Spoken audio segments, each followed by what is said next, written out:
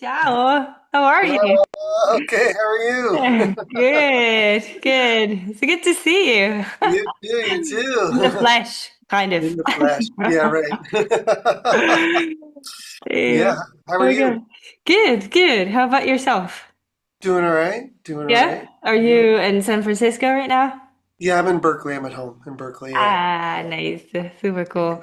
Yeah. So, yeah, thank you so much for, being really to meet me and to do this little interview. I prepared, a bunch of questions and then, we'll see where to go from there, I guess, if that's all right. Great.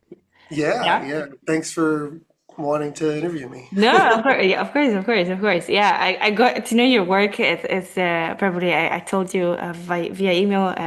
Thanks to my friend Simone Massaron, and I got super interested in your solo work and also your collaborations. I saw you play with Trevor, for example. So yeah, such a great guy. And yeah, so I thought of getting in touch to discuss some matters that I'm currently wondering about myself and my practice connected to my PhD research and augmented drum solo performance studies. So I was just wondering if you could talk, just to start, to talk a bit about where your solo experience start from and what pushed you to start this practice, and if back then you had any references of other drummers or artists who performed solo and that kind of inspired you to get into that practice. Sure, sure. Growing up in the 80s, because I'm older than you, there used to be, and there still are, a lot of drum clinics. So there were drummers doing these workshops, and there were a lot of them. And so I used to go whenever I could. And, often they would start with drum solos. So I used to go to a lot of those, and and I found that kind of interesting, just because obviously, like we've listened to records of drum solos and things like that, but but being in a room where a drummer had to play and demonstrate and improvise, I found interesting. But I should also say that at a very young age, I was an improviser. So, and I also thought for a long time that everybody improvised. Like I thought it was just like, oh, it's nothing special. Everybody can sort of sit down and make stuff up and whatever, which, as we know, isn't true. It's a lot more complicated than that. So, having seen these drum clinics, whatnot, I saw Jack DeJohnette do one, and it really sparked uh, something because I saw him play with Pat Metheny um, on the Song X tour, Okay. um, which was super interesting because Donardo opened that show playing this electronic drum solo, which is pretty out there, pretty wild. Um, so like with improv, with the idea of improvising being just this thing I did and seeing drummers doing it, like I kind of had it just was like kind of a natural thing for me to think about. And there was this Buddy Rich contest, and I think it was Modern Drummer had it. I don't know if they still do it, but they had it for years. And I decided to send in a video, and when I was a senior in high school, and I remember I probably have like a copy of it somewhere, but I remember just like the idea of how I wanted to express myself on the drums musically, and I was thinking of it more melodically. And like I said, I was really inspired by Jack and even like Elvin Jones or Roy Haynes. Um, but the idea that the drums were this melodic, expressive instrument that you could play by yourself and it could be interesting. Doesn't have to be a bunch of quote unquote drummy stuff, if you know what I mean. Of course. Which I love too. I mean, I love it all. But there was a way in which I felt I could express myself, and I didn't totally understand it. Like it took a long time before I kind of um, got to a place of really truly seeing it for what it is in a really unique way, and as a sort of standalone thing. I mean, when I was at Berkeley, there were a lot of really interesting drummers, and one of them was Jim Black, who I think you know Jim Black. And Jim was such a unique voice. It still is, obviously, to this day, on the drums. And like he I used to watch him practice. I used to practice like for 12 hours a day. And sometimes like I'd sit outside other drummers' rooms and listen. And Jim was one of them that I would like sit outside and listen to because he just was doing stuff that I nobody else was doing, you know? Yeah. Um, and you know, I took some classes that were like ear training for drums and had this great teacher, Joe Hunt, who had played with Bill Evans and George Russell, and also just talked about music and the drums in a more melodic way. So, uh, and then meeting musicians, other musicians that would play solo, and just always thinking like this is something that could be really cool. And being really afraid. I mean, I was scared. You know, it's yours Okay. exposed. There's Okay. nobody else to lean on. You know. Yes, definitely. Um, so, and I often would play duo with people and things like that. So, really, just all those ideas and thinking about the instrument in a less traditional way kind of led me to the desire of doing something solo, Yeah. you know. Definitely. And if I'm being totally honest, I don't think I felt truly comfortable with it until a few years ago. Okay. So when was the first time you've ever performed solo, you think? God, I'm trying to remember when it was because it was I think it was this work. I was invited to this percussion day in Fresno, California, Uh-huh. and it was like, you know, it was kind of like that thing of like, oh wow, I'm going to be doing a drum workshop like all these drummers used to do when I was young. But how am I going to approach it? You know, what's my agenda going to be? So I came up with this idea that I think they gave me like an hour, you know, Okay. because it was some. So I was like, okay, I'm going to take the first half an hour and improvise and think of it as a composition. So I wrote these notes down, and I'm backstage and I'm sort of warming up and waiting, and I had this little sheet, and I was very nervous. And it was in this. There was about 200 people in this room, Oh my God. and they yeah, they you know introduced me, and I walk out and I sit down and I realize I'd forgotten The the piece note. of paper. Yeah. Yeah, the notes. And I was like, so instead of being like, excuse me, I just was like, whatever, this is it. Yeah. So I just dove in, and it took me about 5 or 6 minutes to kind of get out of the sort of There's no. nervousness and into the headspace. And and I was also using my electronics, because that's Okay. something I've been building on for a while. But so like you were you like using them since the beginning of your solo performance process? Yeah, Yeah. I Right. mean, I've been doing the electronic like thing since really since like the mid 90s, like when I discovered that I had, well, I could even go back further with that because, you know, in the 80s, we had samplers and drum track and pads. I had like a Caius 900, and I had a drum pad, drum cat. Okay. You know, so I was kind of into sampling and stuff, but it wasn't really what I wanted to do because, you know, what a sampler is, it's you know, preset sounds, and you're just like throwing those weird sounds in, and that was cool. But what I really wanted to do, and I didn't really understand this, it was like this, was I wanted to blend the acoustic drums with something so I could manipulate the sound of them. Yeah. You know, in the 80s, like with production and music, we heard all these things and like, you know, overdubbing, and there were drummers that would trigger sounds to sort of thicken the acoustic sound, which was cool, but I wanted to like do weird stuff to the drums, and I didn't really totally understand it Yeah. until later when I saw this Kodo player putting pedals on her Kodo, and I was like, Yeah. I want to do that to my drums, you Yeah. know? Yeah. Yeah. So, um, you know that so when I did that first solo performance, I had sort of delays and reverbs and some sort of samplers, and it was just making soundscapes and weird things, and then I would solo and play with it. I would feature it, you know, and the thing I knew was that as soon as I was done performing, and say first I'd be like, hey, are there any questions? It'd be like there'd be like lots of questions like what is that, you know? Yeah. And Yeah. then that would sort of launch, that would basically, the second half hour was easily taken up, you know? Um, Nice. Yeah, super But cool. Yeah. yeah, because I loved the idea of being a little different and talking about something that people maybe haven't seen. And, Yeah. you know, I thought I had a different perspective. Yeah, definitely. And so have your hybrid set evolved during time, or the configuration, also like the physical configuration of it has kind of always been like electronics on the left side and the kit more like in front of Y- you and Yeah, it has evolved though tremendously because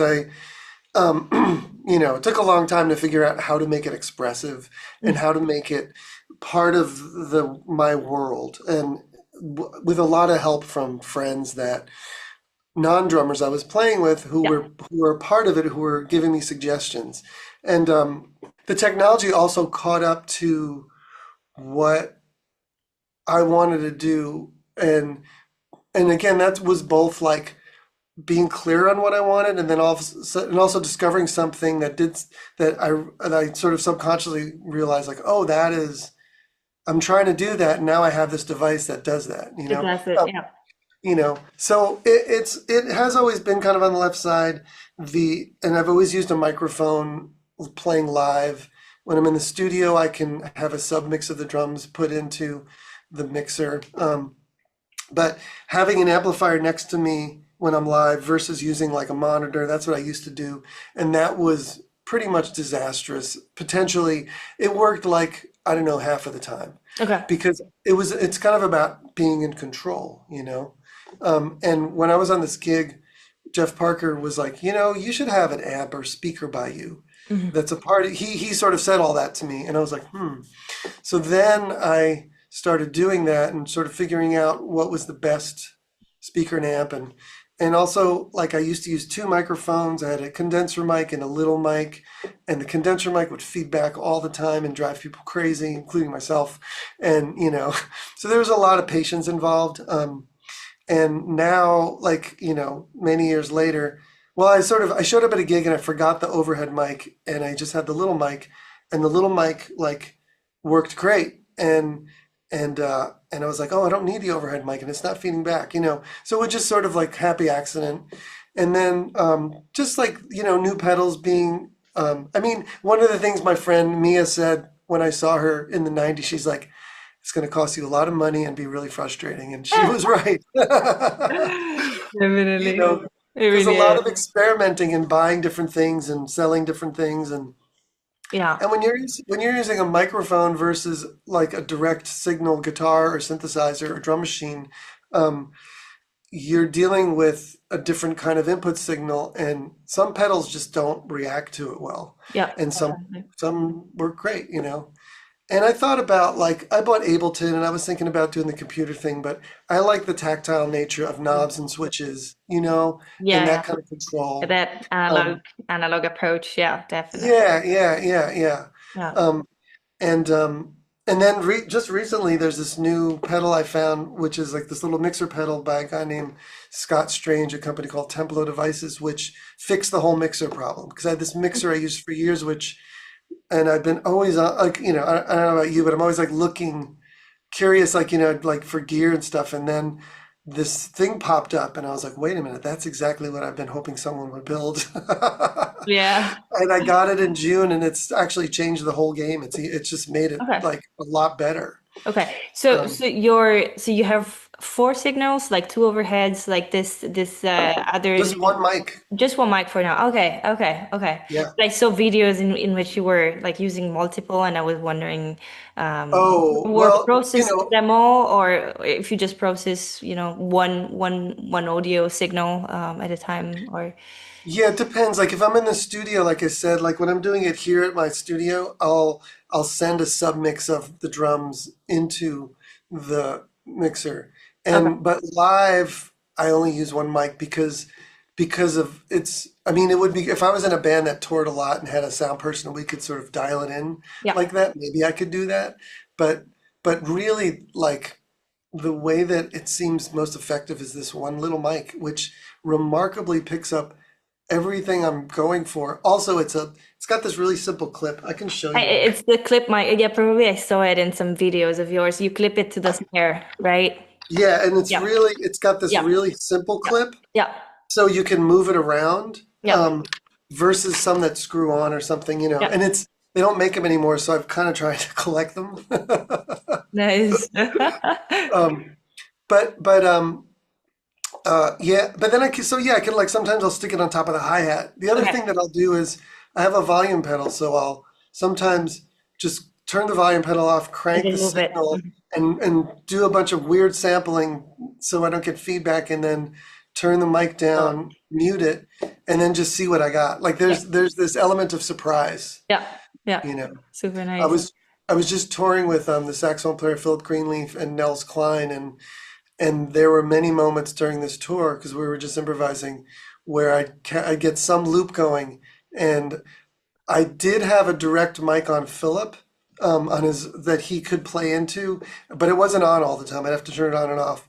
But I sometimes would randomly capture Nels' signal and get this like really interesting loop happening Yeah. with drums and percussion and even like the both of them, and we just sort of play off of it. Yeah, super nice. So you just use like one like an oldie and unique chain, right? That goes like with this mic. So I was interested in knowing how how the chain works, like what kind of pedals are you working Oh, the with? pedal chain, yeah. Yeah. So I have this little mixer, and then it goes into a Red Panda tensor, Hmm. which is a looper, and just manipulates sound, pitch bending, forward and reverse. Has a lot of has a random knob, which is great because you can just the thing that this pedal does, which is what I've wanted to do, is that when I'm just playing, it just creates these weird forward and reverse and slowed down signal of the drums that I can manipulate. And I can loop or not, you know what I mean? But it tracks really well. So I can sort of get these really strange sounds off the drums, um, and easily sample. I have a little foot switch so I can record it or not.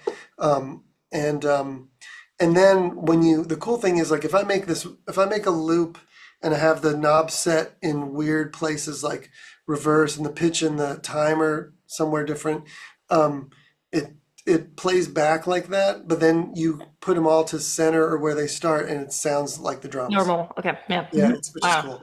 So I have that, then I have this other pedal which does like sustainy kind of things and glitchy things, and also random. And then I have a bit crusher, Hmm. sometimes a ring modulator, a weird delay pedal. Um, I have this Norwegian pedal which does these really bizarre, grainy, sort of like, and also can make a loop, but uh, um, just affects the drums in a really interesting way, which is almost I've been sort of I got more into, it's kind of like weird dub. There's some weird dubbish things I do, and like, and I kind of do it in any context, just getting these sounds that are subtle coming off of the drums as a just like a guitar player would, or a keyboard player or something. Then there's a grain delay, and then I have a little chaos pad which has like reverbs and delays and um, all kinds of, even some distortion, and I'm trying to think. I think that's it. I mean, I have a bunch of pedals. Those are the ones I mainly use. Hmm. Of course. Yeah. And um, but it's taken time to figure out which ones work really well. Yeah. I've gotten to know some pedal builders, and like Red Panda. I know Kurt from Red Panda, and he's been great. He's kind of a genius, and I helped him with the Radius pedal, in terms of some beta testing, and um, so but you know what it all leads back to is music, right? Of course. It's like this musical expression, and uh, it's kind of funny how we're led down a certain road, right, as a musician, and because I was thinking about this. I mean, I kind of think about it all the time, just like, yeah, I'm kind of a weirdo in what I like to do. But it's like We all It's are, I we think. all In right. a way or another, we all are. Yeah, right, right. For a long time, I only did it in a couple of bands, and now I t tend to take it with me a lot All the more. time. Hmm. There's definitely certain things and certain people that I just don't use it with that I just know like, it's just not right, Not which the is fine, jam. Hmm. you know. And there's times that I bring it and I don't use it that much. Yeah. But probably the biggest breakthrough for me was I was playing this festival in Vancouver with this piano player who I played with a bunch, a guy Paul Plymley, uh, and I brought it, and we were playing with this bass player Mark Helias, who's someone who I've met and know but never played with, and who I'm just like a big fan of. So when we show up to this gig, and we were just improvising, I don't think we are playing any tunes, um, and I'm setting this up, and he shows up. He's like, "Hey, hey," and he looks down. Okay, you see something like that, and you're just like, "Oh man, is this going to ruin the gig?" Yeah. I Mm-mm-mm. explained to him, I was like, I might not use it. I might use a little. I have a volume pedal. I've learned it to be really subtle. And we did two sets. At the end of the night, he was like, that was really cool. Nice. And it just felt like I had arrived somewhere because, you know, now when I do it, I really know, I really have total control over it. And I Hmm. really know, Like each uh, knob, what's gonna command or trigger, so like what yeah, everything of your chain is gonna do. Yeah. yeah. And just like knowing that it's not going to like drive anybody totally crazy. Like it's like when we're playing the drums, like you can play quiet and loud and you Yeah. can do these things. I feel like I have this relationship with the pedals that's as deep as that. And it took a lot. I mean, during the pandemic, I practiced a lot and I worked on it a lot Yeah. because I got time to do that, and it really changed everything, Yeah. you know. Yeah, talking about, the process of implementing, all this, electronic gears to your setup. I was wondering if you could talk about, um, how was it to kind of like adapting your drum gestures to the new configuration of the set? And what were the challenges and the, yeah, really the gestures that you had to change in order to make your drumming work with this new instrument of yours? Hmm. Yeah, no, that's a great question because all of a sudden you're splitting your brain, right? Exactly. Yeah. And like I think that took a while because I mean I've realized lately that I can sort of play with one hand because I do it with mostly with my hands. I do have this foot switch on the floor where I can with for one pedal, and I tried an expression pedal with some, but I didn't really like it. So I use this hand, and I'm often doing like this, and sometimes just before I answer that completely, sometimes like I've abandoned the drums and I'm just over here just tweaking some loop or something. But it took a long time to get that. Coordination. How we call drumming, we call this independence, how we have like four things going. And I mean, it's really interdependence, right? Because we're trying to sort of make these four limbs make music. So it was like that thinking of like, okay, I need to learn this new, like twisting a knob versus playing a single stroke or a buzz or, Yeah. and like hitting a switch and like start stopping a loop and, playing. So, um, uh, and the biggest advancement for me over the pandemic was understanding gain structure. So which kind of added another element of thinking in terms of like taking my attention away from the drums and listening to the signal and realizing like, oh, I need a little more gain for this sound or this pedal. Um, and so there's been this learning curve of again of splitting the brain, but really trying to think of it all as one. So when I'm playing something, like what happened was I'd be on a gig sometimes and I'd be playing something and I didn't have my pedals, and I'd be like, darn, I wish I had my pedals to capture this or to do this, which was really cool because I had realized how deep the relationship The was with integration. that. Yeah. So like and that just happens now all the time. It's like I'll playing, and then all of a sudden be like, oh, I want to do this, I want to do that, and I just there's it's like less thinking, more just like I go to it naturally, and that definitely took a while because it's really different. You have drummers like Josh Dion. Do you know who Josh Dion Yes, is? it is. Who Yeah. plays keyboards with his right hand, sings and plays drums, and he's Yeah. kind of brilliant. Yeah. And then Nate Wood, who's playing electric bass Bass and and drums. keyboards and sing. You're just like, you know, so it just sort of brought in this. It just it took a while for it to feel really natural, and like anything, you have to practice it, you know? I mean, there's a friend of mine in LA named G.E. Stinson, who's this really brilliant guitar player who we have a band called L Stinkbug with Nels Klein and Stuart Liebig, and we're all pedal nerds, you know? And we'd like it's like we could open a store with the amount of gear that shows up, you know?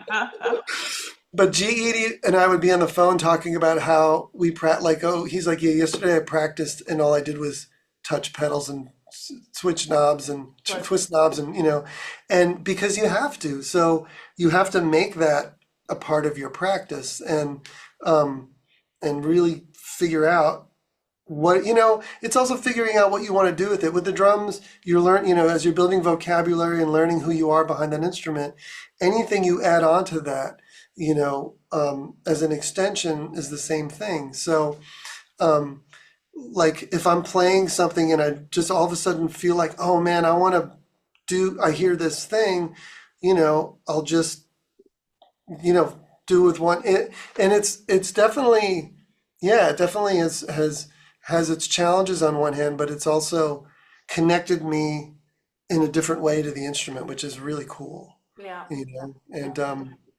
and also really fun, and also feels like me. Yeah, yeah, it's Um, personal, definitely. Yeah. yeah, Yeah, and going back to what you were saying before about you taking notes and preparing, your first solo performance. I was curious to know if, like that procedure of structuring your performance in a solo setting has changed or evolved in time, and yeah, and also like if you could talk about what's specifically the role of composition and improvisation in your solo practice, if you think it's, if you see it as a whole thing, or if there's like pre-preparation in terms of composition or whatever. yeah, yeah. No, that's a great question. There's sometimes it is. I do think of it in a sense of coming up with themes or ideas beforehand, and structure and composition in a sense. I did this. I was commissioned a while ago to do part of this solo. It was called Under the Radar at this. Yeah, yeah. I think I saw a video of that. Yeah. Did that one, which is like a 15-minute piece, and I wrote this. I kind of wrote this piece, and I practiced it a lot, and it was really like I think that was one of my early solo performances, and you know, uh, hoping to get, trying to repeat some ideas with the pedals, and sometimes that was hard to get it exactly how you wanted, back then, like, but where now I feel like it's much easier, but so in that instance, there was this compositional element, and there was a specific amount of time.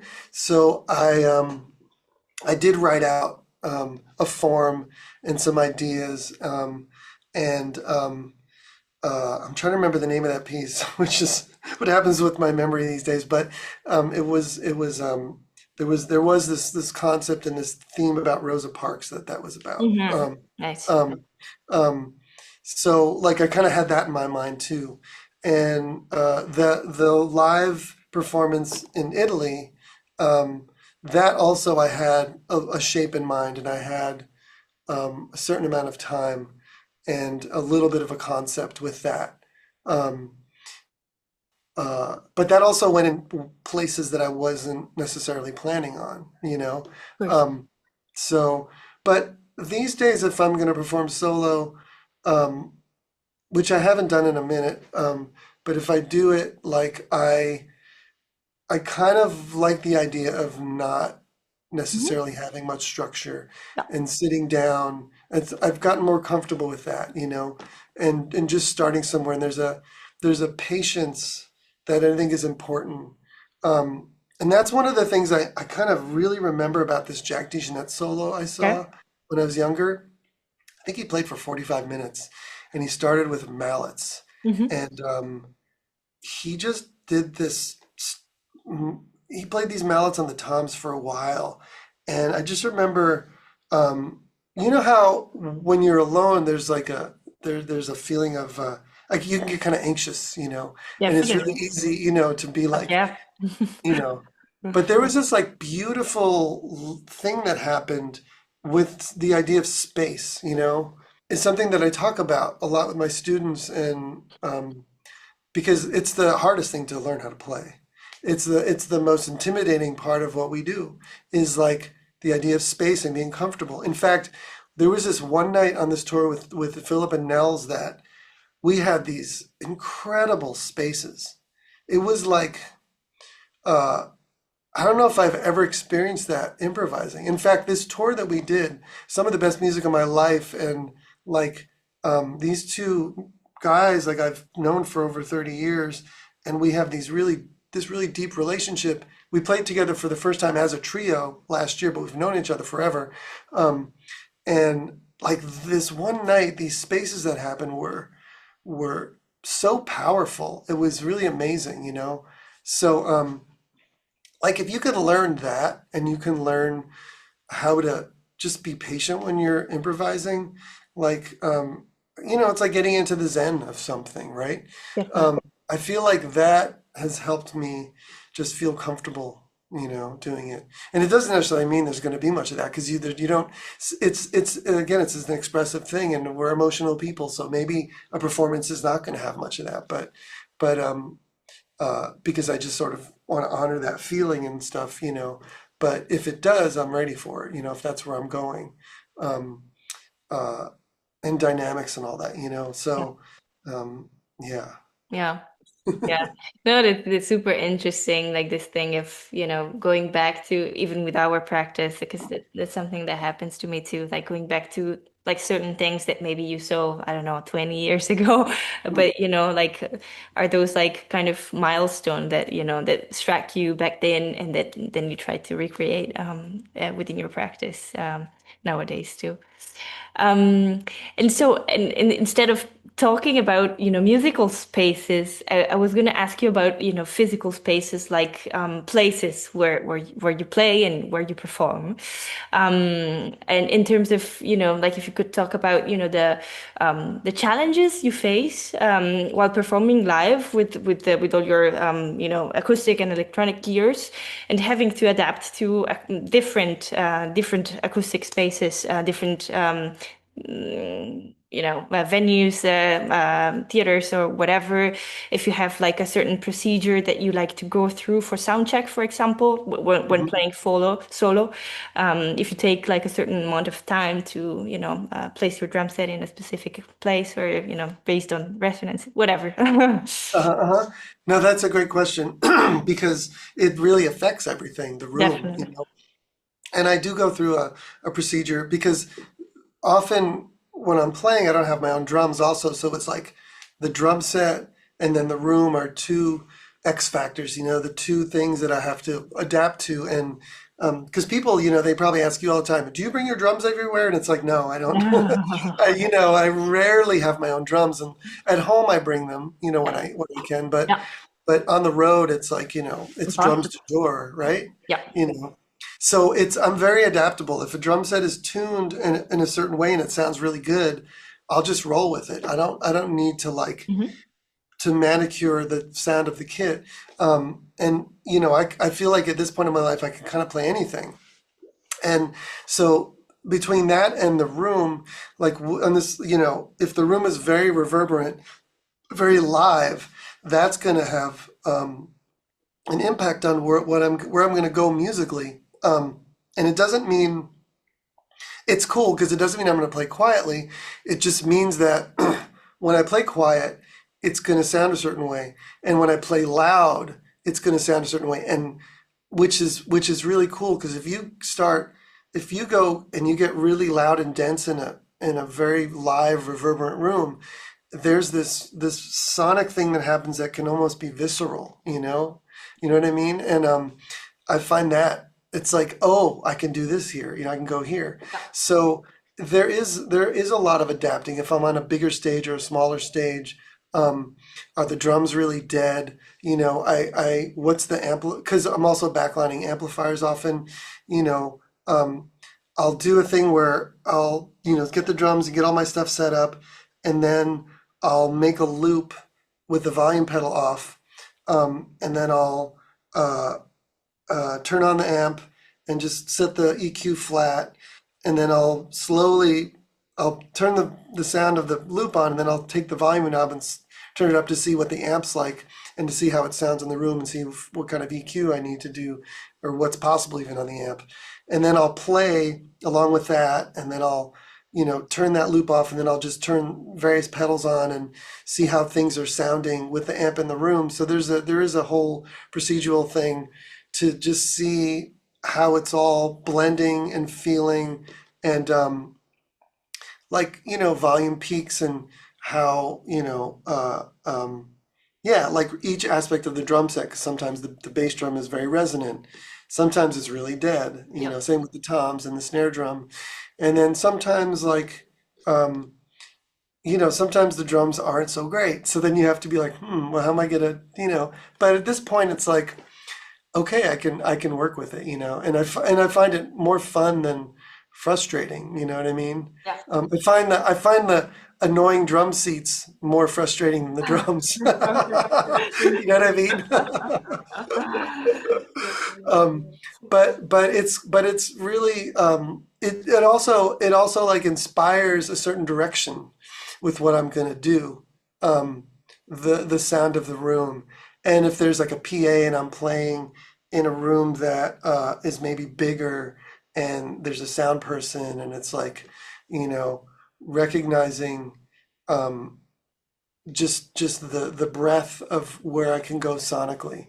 Um, and yeah, so I find that inspiring and exciting, you know, as a way that's going to really make whatever I'm doing, whether it's solo or with other people, happen. Yeah, super interesting. So I get into like the more like mm, psychological or philosophical questions right now. Yeah, I was just wondering if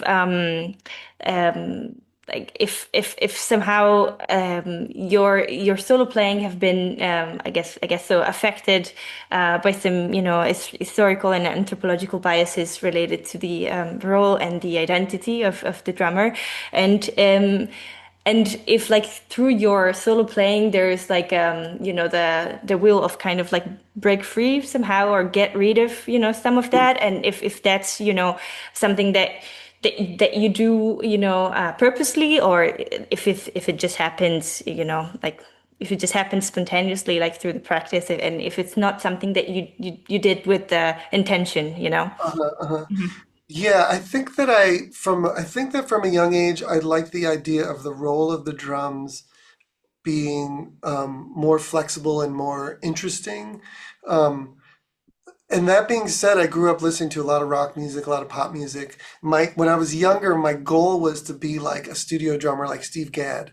But that Okay. really changed. And that really changed because there were things inside me that I didn't totally understand. And like when I saw that Song X tour, the Pat Metheny Song X tour, like that blew my mind open. And I listened to jazz, and I grew up with my grandfather was a guitar player who played jazz.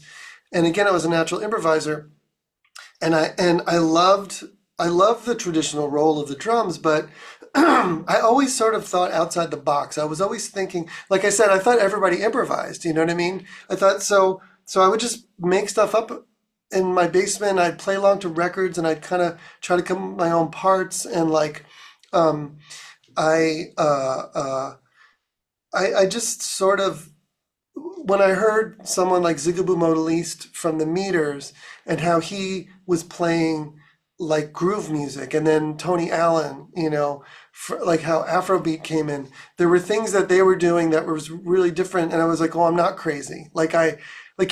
There's a way when you sort of like think differently and you're not haven't been exposed to something similar to it, because like, not that I think that I was groundbreaking or anything, but I just sort of approached it differently. And then as I sort of saw some other drummers listen to drum music, was exposed to music that was different, like it just sort of opened the door for me to and then I had this audition when I was 19 for this gig, this piano player, Michelle Camilo. Wow. And Michelle would played with Dave Weckl, and I used to go see him play at this club in New York City all the time when I was in high school. And I want, like, getting the opportunity to audition for him was like a dream. But as I'm in my basement learning the music and listening, I realized that I was onto something else. Like, you know, no disrespect to Dave Weckl or Joe Rosenblatt or those guys, like, but I was hearing it a different way, you know? So I went into that audition, I prepared the music, so I learned the songs, but I just wanted to do it my own way. And I didn't get the gig, but it was really fun. They were really nice. And I left being like, okay, I need to figure out what my voice is on this instrument. And um, and what was great about being at Berkeley was hanging around with a lot of musicians that were similarly minded. Mhm. You know, we would listen to all kinds of music, and we talked about it, you know, and obsessively and incessantly, and um, uh, and there was this love for the tradition, but also the idea of jazz and improvised music has been about breaking the tradition, Definitely. and just like evolution. And so that was something that was very conscious. And when after college, I moved back to New Jersey, and like I was gonna just move into New York City and again, do that thing. But I went to Europe for a month, and I saw and hung with some friends and played a bunch of music. And my girlfriend had moved to San Francisco, and I'd visited and was kind of like, this place is cool. And I decided, like, I want something different. I want to try something different. And if it didn't work, I'd move back. And that was in 1992. And, I've been here ever since. And when I came here, I just felt like there was something really new for me, and something that um, I just met all these really interesting people, and there was cross pollination of the scenes. It wasn't just like this or this or this. I felt like there was a lot of openness and um, really, really unique people in which I could explore who I was. And um, also, my goal as a musician was to meet people that were my age and my peers and create something. And of course, we always have aspirations to play with our heroes, and I've gotten to do some of that. And that's been amazing, like the ones that I've connected with and felt a real connection with. But like meeting like Charlie Hunter and, people like John Schott and Will Bernard, and we started TJ Kirk, and then all the playing that Charlie and I've done, and then meeting Nels Klein and Philip Greenleaf and all these other musicians around here, and um, really getting to be myself, Mhm. you know, and uh, and then being inspired by people like Ed Blackwell and Billy Higgins and Tony Oxley, discovering Tony Oxley, which is, as you know, it's like Amazing. Yeah. what a like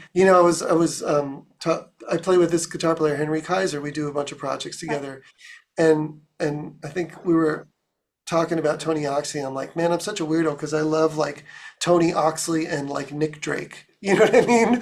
It's like there's this real like, and Nels Klein and I have talked about this a lot. It's like almost feeling that there's no place for you because you like this really broad, wide, um, you have this wide palette of love for music, and feeling like there's no place for you, but then you realize like, oh, there's plenty of weirdos, like we said earlier, Yeah, like me. And definitely. um, so, and I think that I was just on this path to do my own thing. But like I work with this really amazing folk singer named Chris Williamson, who's this legend. She's in her 70s, and it's not anything like playing like free improvised music. It's very much about songs and being really present and being really delicate and subtle, but doing my version of it, and I find that as satisfying as doing like improv, like I just did with Nels and Philip. Yeah. Um, so I feel very fortunate to be able to express all these sides of me that exist that aren't, there's not just one thing, you know what I mean? It is one thing in it being me. And I feel like it takes a long time. I think one of the thing that people don't realize is that you have your whole lifetime to explore all this stuff, and it takes a long time to get good at it and to really, really find that identity, and that's okay. It doesn't have to be like American Idol or you know what I mean? It's like this idea like you have to be you're established. It's like, it's just there's no, it takes a long time to get good at it, and the journey is really fun and exciting and frustrating and hard, Yeah. you know. So like that ride, when you look at all these musicians we love, it's like they've all been on this sort of journey, and it's Yeah. just putting the time in and really being focused and dedicated and putting yourself in situations Yeah. where you fit, and just trying to make the best music and art that you can as yourself, and knowing that it's going to evolve, Yeah. right? Yeah, definitely. And I was also wondering, how like do you bring all this part of yourself in in your teaching um, process or approach? Like, and if you think that higher music education um, should integrate somehow all these possibilities and post-instrumental approaches and that are more common in into the creative music or free jazz experience. If you have any ideas and Right. views about Like that. how I bring that into my teaching. Yeah, also, Yeah. yeah, Yeah, and yeah. also if institutions, university, conservatories should kind of change it. Open up. So yeah, open up and develop a curriculum for more for improvised music or Yeah, for sure. I think like, you know, I think I think as a teacher myself, like my real goal as a teacher is to help someone find who they are, and like not be like, this is how you do this. It's like, this is how I do this. And let's figure out how you do this. And let's figure out your relationship to music. And I think that when I was at school, I had some really good teachers. Oh, like this one teacher I had, Joe Hunt. I loved studying with him because he would want me to bring in a question or something. He never gave me anything. It was like, what do you want to work on? So like one day I'd be like, hey, I'm working on like a waltz, a brush waltz, and I don't know if this is right. And he says, well, play it. So I played it, and he goes, well, what's wrong with it? I'm like, I don't know. He's like, well, does it swing? Does it do this? Does it do that? Is it? And he's like kind of getting me to think about more about what I'm doing and to get more in tune with it, and um, be more connected to it. And just that idea of being connected to what you're playing versus is something right. It's like, oh, well, this is how I do this. And then you know in context when you're using it with other musicians how well it works. And then, but because the other thing that we know is that when we play with people, it doesn't always work. You know what I mean? And that's okay. You got to find the people that you really work with. So so to me, teaching like drums and teaching music and then teaching improvisation and teaching, really the expansive part of, say, experimental music or something, I do think it's something that should be a part of the institution. I know that at Cal we have that. There's Mhm. like there's Myra Melford is and Ben Goldberg and people that are doing these things. And I think other places too. But I also feel that it's something that you're gonna learn on the job. When I finished college, and I moved to California, I was like, okay, this is grad school here, like life, real life. Yeah. And um, I feel like what's really good about school is just diving into everything, anything that you're interested, like head first, just like get ready to fall flat in your face. Because you know what I mean? Because it's a great place to do it. It's a great place to Yeah, just yeah, like yeah. just And try things just out and go for it and whatever yeah. happens. Yeah. Yeah, and see where you land and then see how it feels and then you can sort of carve out your direction. You're not going to have it mastered or anything. I mean, you're really never going to have it mastered, but at least, which is great. And then, but at least you'll find more who you are and find what you connect with, you know? That's what I tell my students, like, you know, because I play jazz and I improvise, and some people they see certain aspects of my playing that they're interested in. I had this one student that just wanted to sound like Al Jackson and play grooves, and it's like I wasn't going to shove jazz down his throat. You know what I Yeah, mean? yeah, It's yeah, like, oh, okay, well, let's work on that. You know, like yeah. I play electric bass a little bit, and we'll play grooves together, and we'll like so it's like you don't have to. There's a way that we can focus on ideas, and if you can learn how to learn Mm-hmm. you can learn anything as you are going down this journey of life as a musician and an artist, you know. Yeah. So and then, you know, because if there's people that come and to see me or whatever and they want like there was this really young drummer. He's now 17. This guy named Max and he's really into death metal and all kind of Oh my hardcore God. and he's unbelievable at it. But when he was 11, he came to me and he was studying with someone else and his dad who was a fan was like, I kind of want him just to learn about improvising. So our first lesson, we set up two drum sets and we just improvised. And I had my electronics, and he was a little timid. And then we talked about things like it's like giving somebody permission, you know, especially someone who's 11. It's like, no, no, you can do that. Oh, really? Yeah. So the first lesson, you know, he's a little tentative. The second lesson was like as if he just it just opened up and it was so fun. And we did this for a while. And Yeah. he comes back every now and then for like this, oh, can we work on this, work on that, you know, and there's still an aspect of like him learning about being himself and giving him permission. But like when he plays this metal stuff, it's kind of mind blowing. He's so you know, but he's added this element of improv to it, which I think frees him up, Yeah. and I think that that makes it more exciting for him. He like when I talked to him about the music he's playing. It's like, yeah, there's the strict form stuff. The musicians he play with, they want to hear certain things, but he has the ability to do little things to make it, you know, a little different Yeah. every night. Yeah. And I Yeah. feel like, you know, opening that up to somebody um, is, you know, and then learning how to apply it Yeah. is really important, right? Definitely. Definitely. Wow. Yeah, Yeah, yeah. yeah.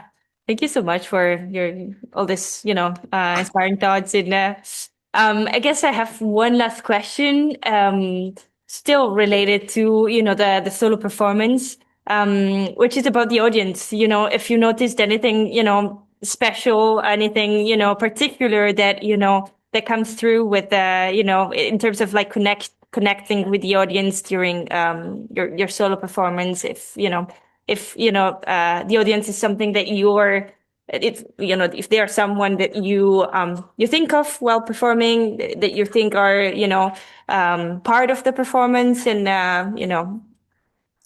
Yeah, I do. I think that on the just in general, I talk about this, especially in these times. I talk about this with people when they come to see me play, and how when we're performing, I want it to be an invitation for all of us, whoever shows up, like they're a part of something, and I want I want that feeling of connection somehow to be yeah, with that invitation. You never know, right? You never know what's going to happen, but I want to approach it from the idea that, um, and I do approach it this way, like, you know, this is about everybody in the room.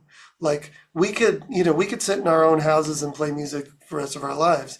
But when we decide to go out and play in a place and invite people to come and be a part of it, it's for me about the appreciation of them doing that and about their interest and about like still, you know, it's like we have to be ourselves.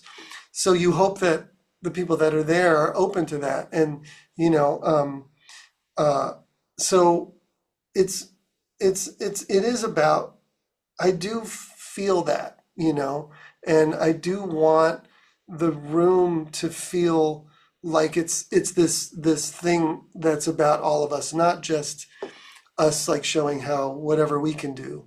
It's so much deeper than that. And when I'm playing solo, I think that's when I'm the most nervous, and it becomes, it's the hardest thing. But I do feel like um, that element of learning about patience and space and building and learning how to really just express myself and in a comfortable way over time, like anything, you know what I mean, has has made that more successful in terms of like connecting with an audience. Yeah. But I really feel like music is about that, and I've had so many great experiences in learning.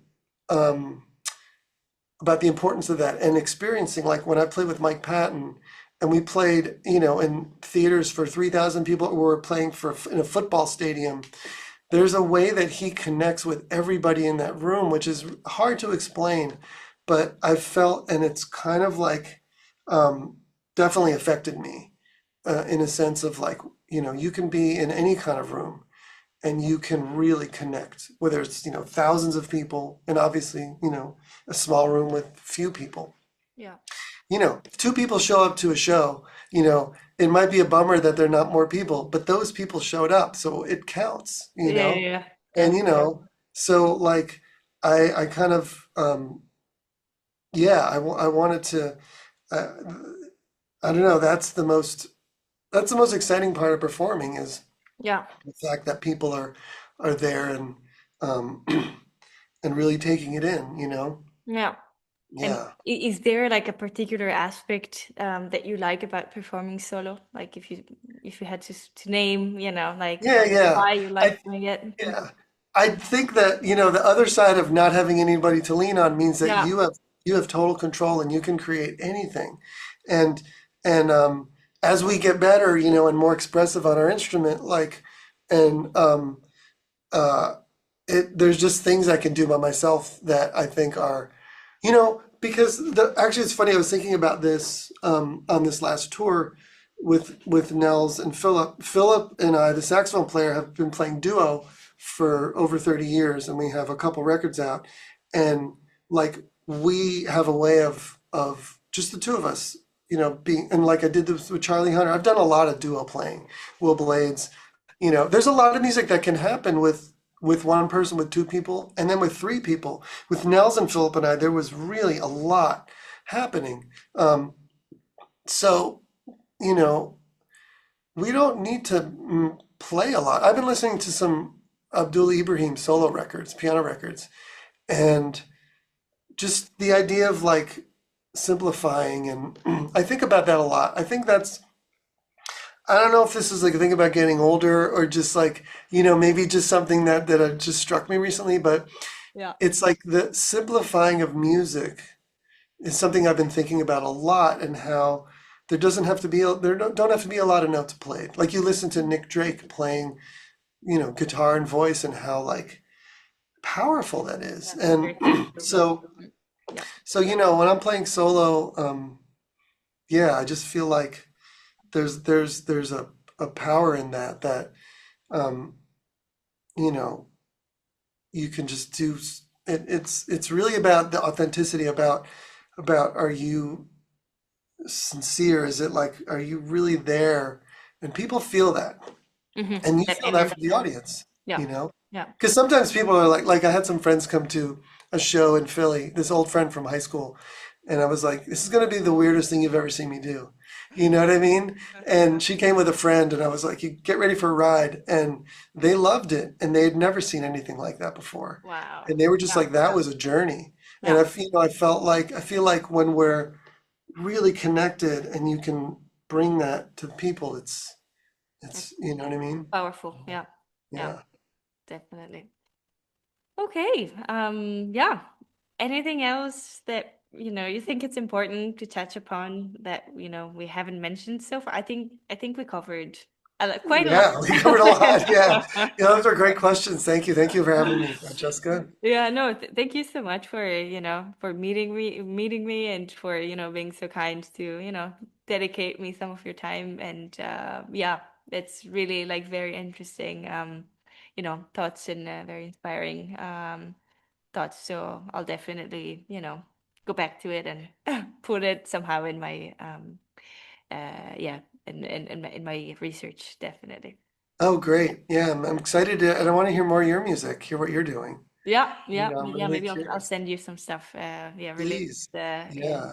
to And I the. wish you could wish you could make it here if you ever make it here. I mean, I want to come to Italy, that's for sure, but Oh yeah, please you let know, me know if you do. Yeah, yeah. yeah, and yeah, I'll let you know if I'll end up in the West Coast Yeah. sometime. Yeah, definitely. Okay, yeah. Well, have a great day ahead, and Yeah. I'll get Thanks. ready to go to bed. No, Yeah, yeah, yeah, yeah. Yeah, yeah, no, thanks. Thanks. You have a good night and please keep in touch and definitely. yeah, Yeah, send me some of your stuff. I don't yeah, know. Let's keep in touch. Be yeah, great. definitely. Okay. All right. Ciao. Thank you so much. Thank you, Thank you. Francesca. Bye. Bye. Bye bye.